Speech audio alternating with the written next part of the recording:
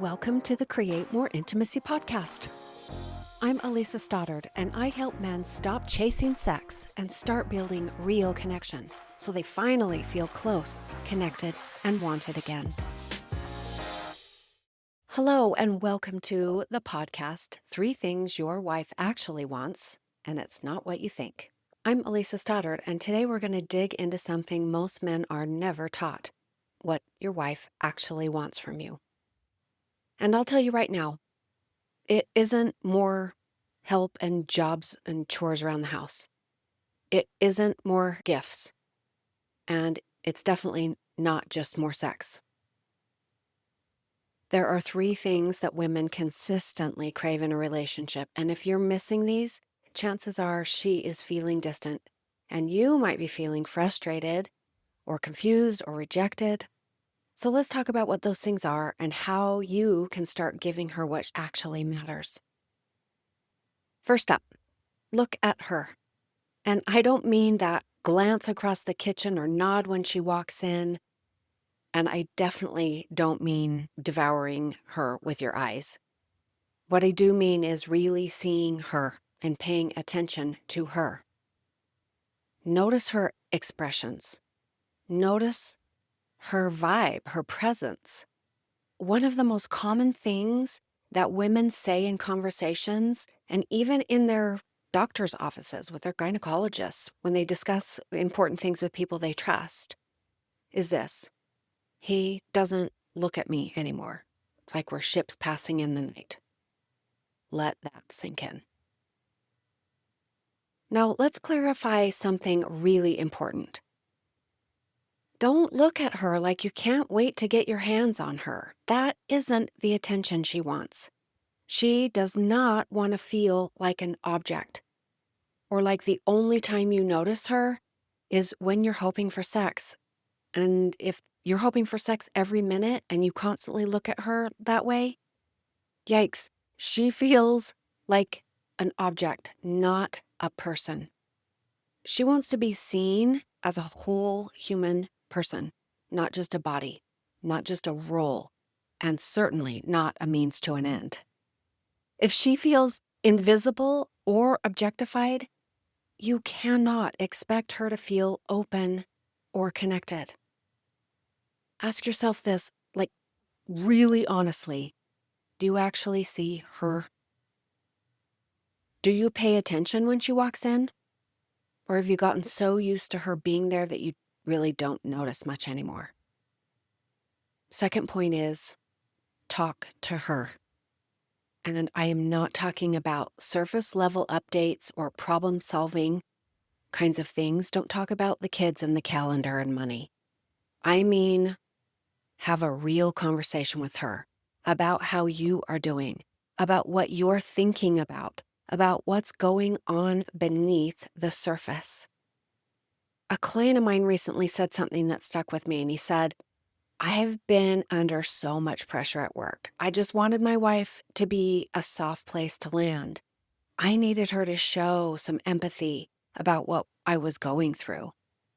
But here's the thing. She wasn't empathetic. In fact, she was kind of dismissive. And he couldn't figure out why. As we dug into it more, it became painfully clear. The trust was gone. The connection wasn't there anymore. They were still married, and they were still parenting together and still functioning, but that emotional bond, nearly non-existent. And while he was wrapped up in his own stress, he had stopped seeing her.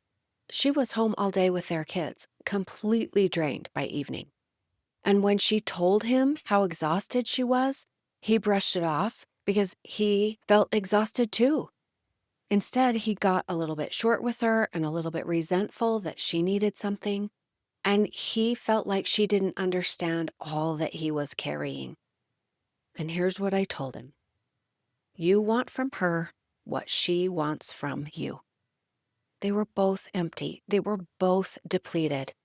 And instead of turning towards each other with empathy and curiosity, they showed up with a whole slew of expectations of one another.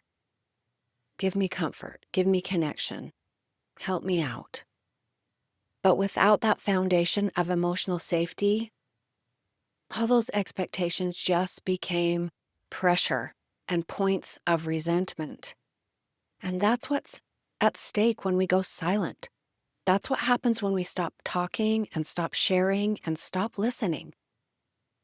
If you want her to be emotionally available to you, you have to offer that to her too. That means learning how to talk about more than just what went wrong at work or what needs fixing around the house or what the kids need next. It means letting her into that deeper, more vulnerable place, like sharing your fears and your dreams and your doubts, not just your stress. And when she shares something with you, do not try and fix it. Stay present. Trust that she is capable. She does not want you to be a project manager. She doesn't want you to do what you do at work to her at home. She wants a partner. Third one, stop leading with physical touch as your only way to connect. This is huge because so many men feel like touch is the go-to. It's how they show love.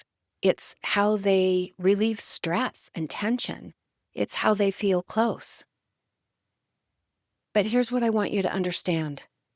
If emotional intimacy is missing, physical touch doesn't feel like love. It feels like more pressure.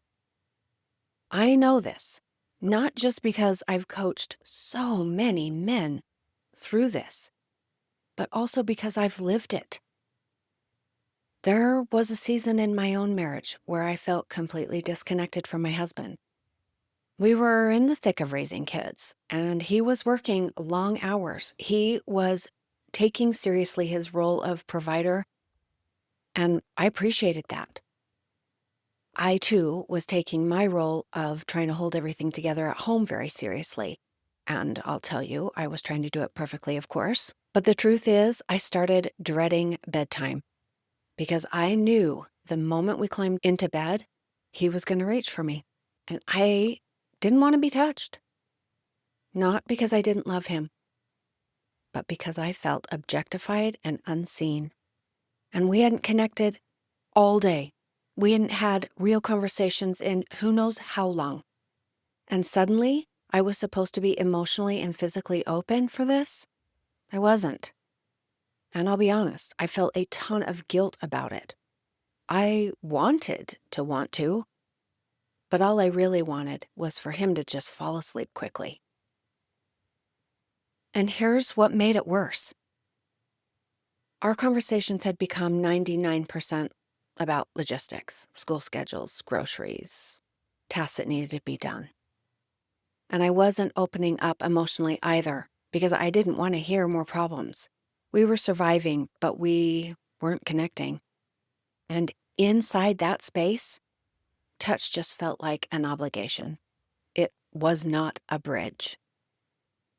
And that's why I'm telling you, if you are trying to lead with physical touch, but haven't created emotional safety or any other means to connect intimately, it's not going to land.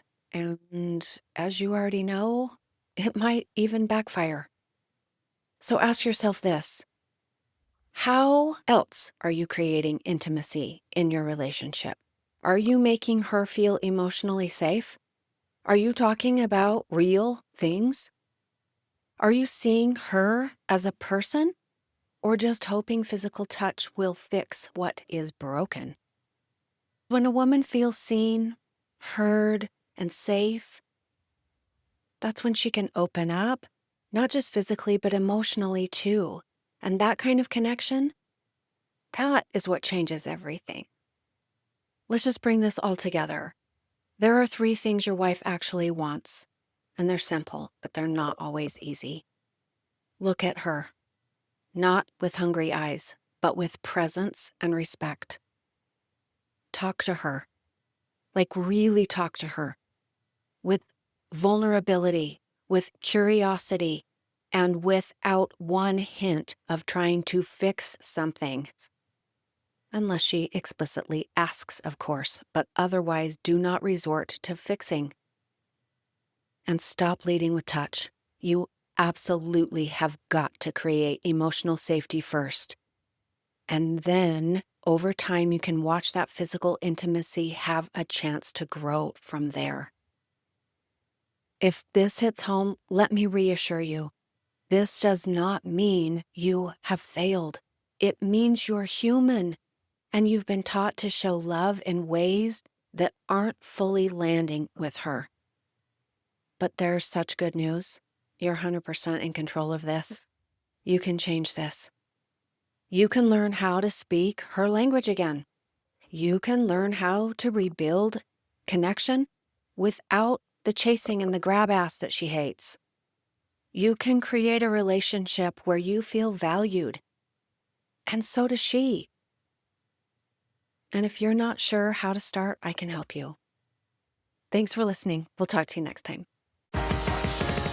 Thanks for being here. If something in this episode hit home, don't forget to subscribe and leave a review. It helps more men find the support they need. And if you are ready to get help or take the next step, you'll find the link to book a free call in the show notes. I'll see you next time.